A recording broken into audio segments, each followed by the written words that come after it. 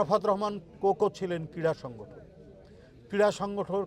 এই ক্রীড়ার উন্নতির জন্য তিনি যে কাজগুলো করছেন সেটা হচ্ছে যারা ক্রীড়াবিদ হবে শুধু এটাই তার চেষ্টা, এটাই তার পেশা হবে, এটা দিয়েই তার জীবন জীবিকা হবে, এই ধরনের ব্যবস্থা রাষ্ট্র করবে, সরকার করবে।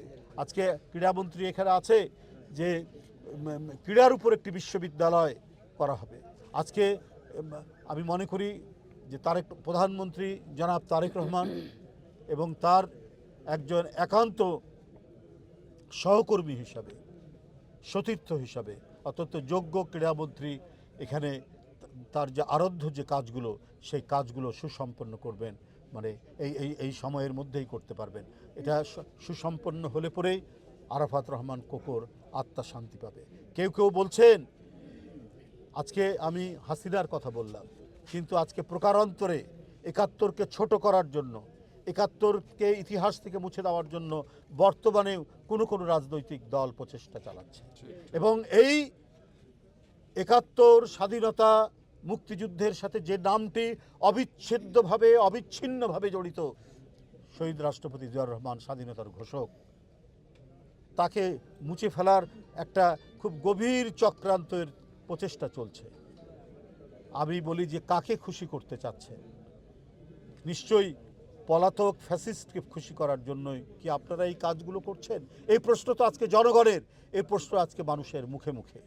একটি চিত্র প্রদর্শনীর আয়োজন করেছিলেন ৭১-৪৭ থেকে শুরু করে জুলাই পর্যন্ত। সেখানে শেখ মুজিবের ৭ই মার্চের ভাষণ আছে, জিয়াউর রহমানের স্বাধীনতার ঘোষণা নেই।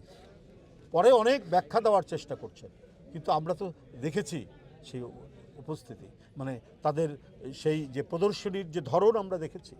তাদেরই ছাত্র সংগঠনের একটি বিশ্ববিদ্যালয়ে সেখানে দেখানো হচ্ছে যে হচ্ছে হালকা দাড়িপাল্লা দিয়ে বলা ৭১ হালকা, ৭১-এর পাল্লাটা উপরের দিকে চলে যায় আর জুলাইকে নিচের দিকে নিয়ে আসা হয়। এগুলো হচ্ছে ছোট লোকপি। কারণ আপনাদের প্রতিটি মুহূর্তে, প্রতিটি আন্দোলন সংগ্রামের প্রতিটি ক্ষেত্রে আপনারা করেছেন জনগণের সাথে শত্রুতা করেছেন, জনগণের বিরুদ্ধে ছিলেন। ৭১-এ ছিলেন, ৯০-এ ছিলেন, ৮৬-তে ছিলেন, সব সময় আপনারা সেই ভূমিকা রেখেছেন বলে এখন জুলাইকে আপনারা ক্যাপিটাল করতে চাচ্ছেন, পুঁজি করতে চাচ্ছেন।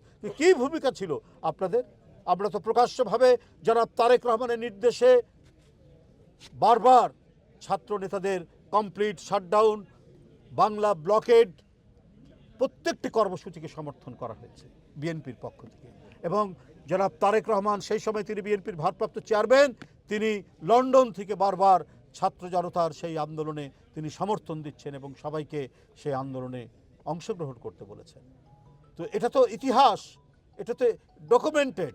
কিন্তু আমরা ৭১-কেও যেমন সুমহান, মহিমান্বিত আমাদের ইতিহাসের গৌরবোজ্জ্বল অধ্যায়, ৯০ আমাদের গৌরবোজ্জ্বল অধ্যায়, জুলাইও আমাদের গৌরবোজ্জ্বল অধ্যায়।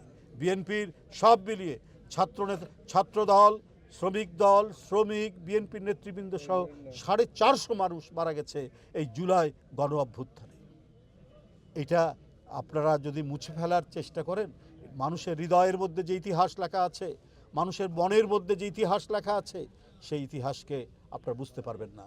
আমরা সশ্রদ্ধ চিত্তে সম্মান করি ৭১-এর বীর মুক্তিযোদ্ধাদের, আমরা সম্মান করি সমস্ত গণতান্ত্রিক সংগ্রামের এক আপোষহীন সেনাপতি হিসাবে দেশনেত্রী বেগম খালেদা জিয়ার নেতৃত্বে ৮০ দশকের যে সংগ্রাম, সেই সংগ্রামে যারা মারা গেছে, সেলিম, দেলোয়ার, তাজুল, দীপালি সাহা সহ, তাদেরকে আমরা সম্মান করি।